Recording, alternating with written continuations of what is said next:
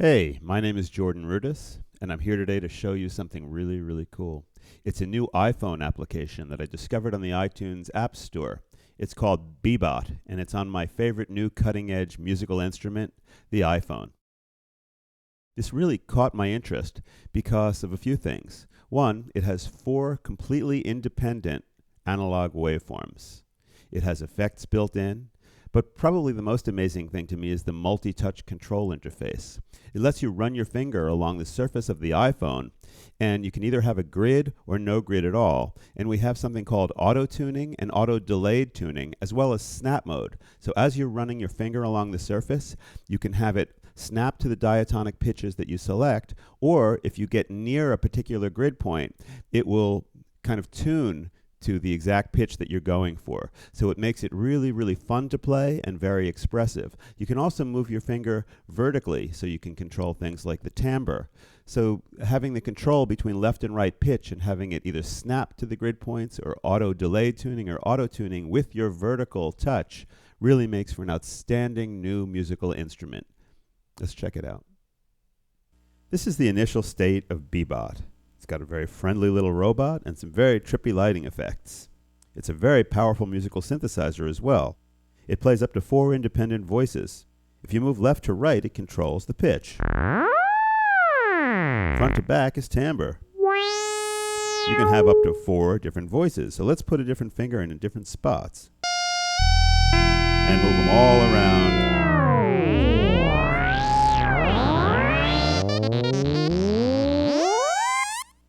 Very cool stuff.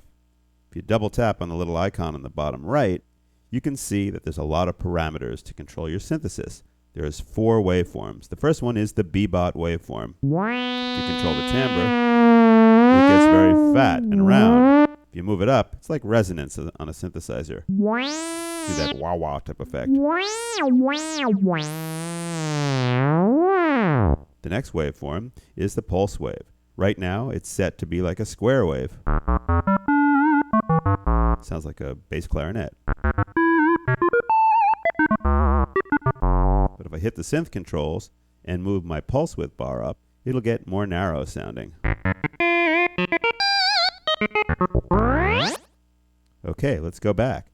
The next waveform will remind you of an old Beach Boys song, because this is of an instrument called the theremin, which was made popular a long time ago. I'm sure you've all heard horror movies with this sound in it. The final waveform is pulse width modulation, or PWM. The synth controls are actually cutoff and resonance. There's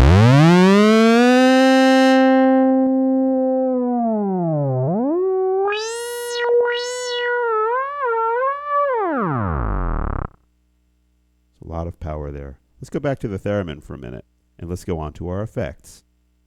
There's 2 effects. There's echo and there's overdrive. With the echo effect, you've got 3 different parameters: your echo volume, your echo time, and the echo repeat. Volume is self-explanatory. The time, you can have fast delays or slow delays. And the echo repeat, well, how many times do you want your echo to sound? So let's turn it up and listen. If I do a slide, it gets pretty cool. So let's turn down the volume of the echoes, because I'm going to show you the overdrive. Okay, now with overdrive will basically be kind of like your distortion. It'll add a little bit of grit to the sound. Turn it up about halfway. There we go.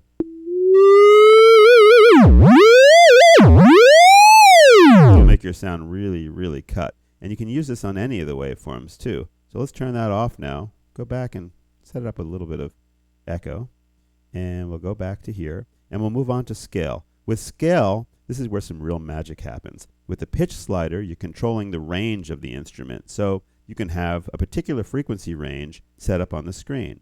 With zoom, you can zoom in and it controls how many notes are actually on the screen at the same time. You can zoom way in or way out. Let's zoom in a bunch. There we go. And move our pitch range up a little bit as well. So when you turn on your note grid, lines are going to come on the screen, and these lines will show you where the diatonic pitches are on the surface. So I can see this little yellow line, and that's C. So if I slide up to it, it shows me where I am. But I'm still sliding freely, except for the fact that I have these little markers that tell me the spot that a particular note is located at. Here's where the magic really is in Bebot, and that's in the auto-tuning functions. You can have the auto-tune off, slow, fast, or snap. In the snap mode, if you slide along, listen what happens. It's going to step and only play the diatonic pitches.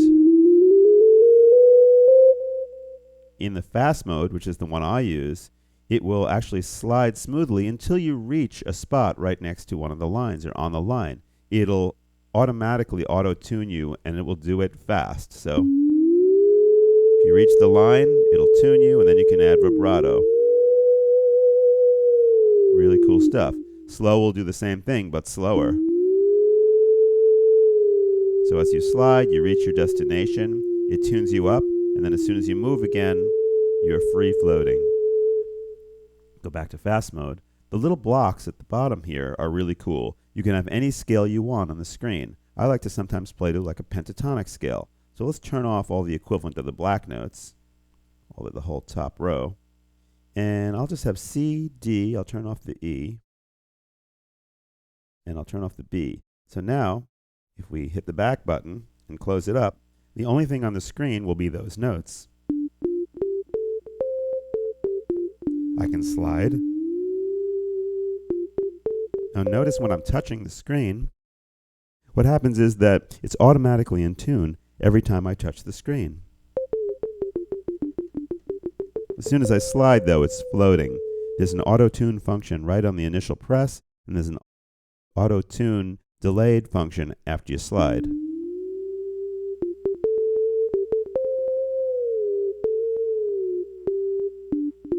So between the auto-tuning and the snap mode, there's a whole lot of control, and that's where the magic of Bebot really is.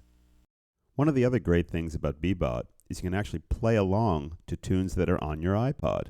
In this case, I wrote a little tune that I have in there, and all I have to do is go to the right one and hit play. The other thing I'll mention before I start is that in this particular version of Bebot, I have an additional feature which you'll all be seeing coming up in some form pretty quickly. It's an octave feature. So here we go. Let's move to the next track, hit play, hit close, and jam.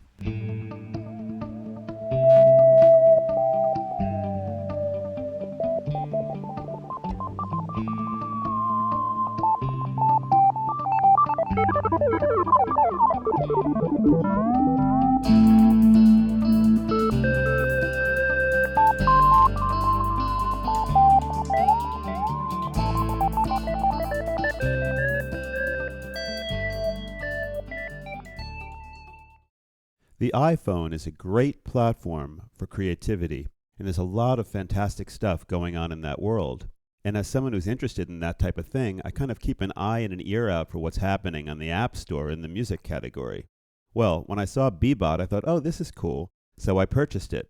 Well, I thought it would be fun and maybe interesting. What I didn't expect, though, is that it would completely blow my mind and kind of open up all this further thinking.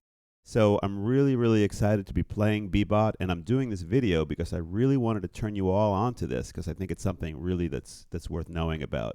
So please check it out and let us know your thoughts. Bye-bye.